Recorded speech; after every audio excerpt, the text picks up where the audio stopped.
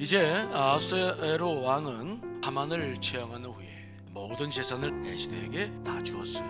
왕이 하만의 재산을 에스더에게 준 이유는 페르시아 법에 의하면 범죄자의 재산은 다 왕의 재산으로 귀속되기 때문에 그 큰 재산, 그러니까 그가 1만 달란트를 왕에게 주겠다고 그랬는데 그때 당시에 1만 달란트는 그 페르시아 제국의 1년 예산의 반절에 해당하는 엄청난 돈이었다고 그래요.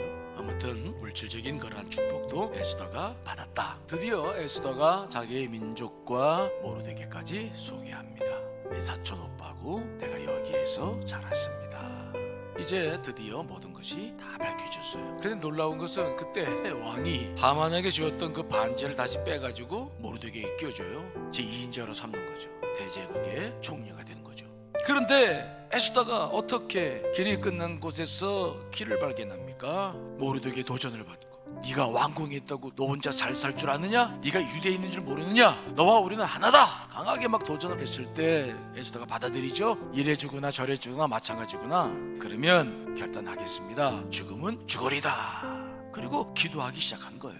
목숨을 내놓은 거예요. 목숨을 내놓고 기도하다 보니까 하늘의 문이 열려서 그에게 지혜가 떠오르고 또 결단이 생기고 놀라운 역사가 하나님의 손에서 일어나서 환경이 변화되고 갑자기 할 일이 많아지면서 모든 일들을 가능하게 했다. 자, 그런데 이렇게 해서 모든 문제가 끝났지만은 하만 한 사람 죽였다고 그래서 이 문제가 다 끝나지 않아요. 왜냐하면 이미 하만을 통해서 내린 조서는 그대로 살아있어요. 왕이 한번 내린 이 조서는 변경도 안 되고 처리도 안 돼. 이게 페르시아의 법이었어요. 그러니까 12월 13일 앞으로 몇 개월 후면 유대인들은 죽게 되어 있어요. 그 법은 유효한 거지. 그러니까 에스더가 그 문제를 잘 알고 있었기 때문에 에스더는 한 번 더 결단하고 왕 앞에 나아갑니다.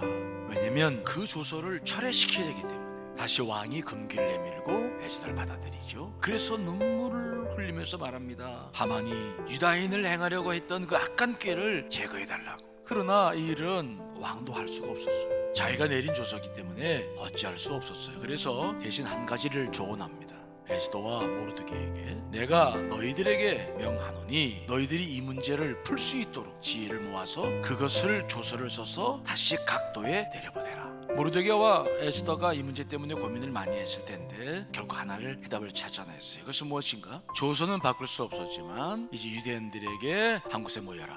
그리고 너희들을 죽이러 오는 사람들과 대항해 싸울 수 있는 방어권을 주는 거죠. 드디어 다 끝났어. 활짝 웃는 에스더와 모르드게 모습이 보이죠? 죽을 것 같았는데, 정말 죽을 줄 알았는데. 여러분 가정에도 이런 고백이 있을 줄 믿습니다. 우리 교회에도 이런 고백이 있을 줄 믿습니다. 이럴 때가 올 거예요.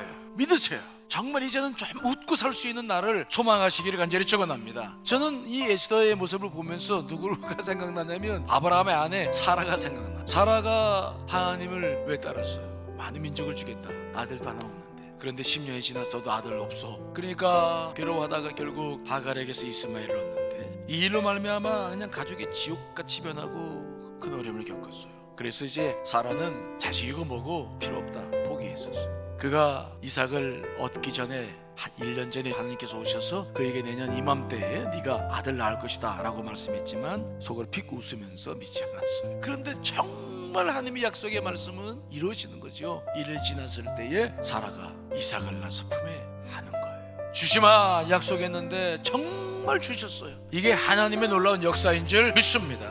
이 믿음을 가지세요. 그래서 사라가 말하는 겁니다. 하나님이 나를 웃게 하셨다. 하나님께서 여러분들을 웃게 하시고 우리 교회를 웃게 하실 줄 믿습니다.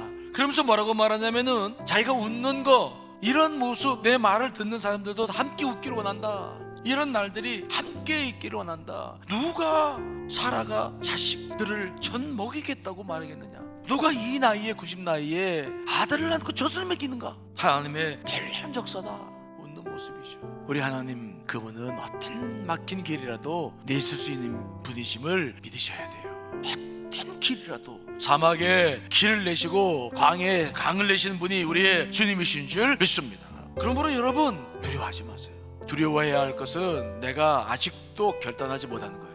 내가 정말 내 자신을 주 앞에 내놓지 못한 게 두려운 거지 세상이 두려운 것은 아니에요.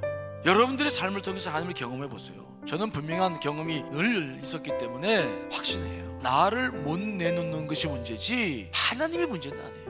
어떤 길이라 할지라도 여러분들 내어놓으세요. 믿음을 가지고 도전하세요. 그러면 그렇게 될 줄 믿습니다. 늦었다고 생각지 마세요. 포기하지 마세요. 여러분들의 가슴 안에 불같이 일어나시기를 간절히 축원합니다. 다시 믿음을 회복하세요. 다시 믿음으로 나아가세요. 새해는 그렇게 주어졌어요. 새해 한 해를 어떻게 보낼 겁니까? 또 걱정, 근심, 두려움 다 주게 생겼다고 이러고 그냥 지내고 날 거예요? 그래서 뭐 달라진 게 뭐 있어요? 가슴을 여세요. 하나님을 바라보세요. 믿음을 가지세요. 믿음이 없는 사람을 기뻐하지 않으세요. 하나님은 절대로 믿음 없으면 아무것도 우리는 못해요. 자기를 닫아놓지 마세요. 여세요. 그리고 자꾸 없는 거, 힘든 거, 어려운 것에 묶이면 안 돼요. 그것은 사탄이 우리에게 늘 유혹하는 길이죠. 죽을 것 같지만은 죽지 않아요. 여러분, 에스더처럼 모르드게처럼 사라처럼 활짝 웃는 한 해가 되시기를 간절히 축원합니다.